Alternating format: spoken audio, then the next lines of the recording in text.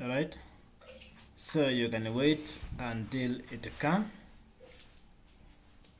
You can see it has come. It is this one, and this one is mine that I used long ago to test my ecom, API endpoints.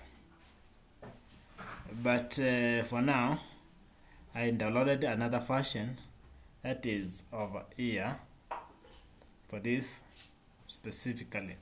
And then when you come here, you can see we are running Express, right? So we can say node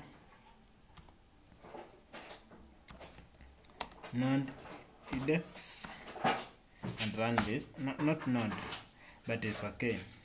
We can either run node or we can run the other one,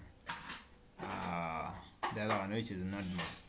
So let's come here and let's get, before we get, we talked about this. We talked about get.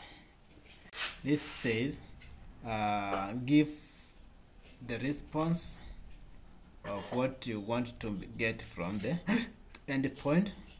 So this is a post, what you want to post to the server. This is a put, that is update whole. This is patch, that means you update part of the object, and this is the delete, and this is deleting everything, an object. So we can start with this to check out what we are getting. For example, you can use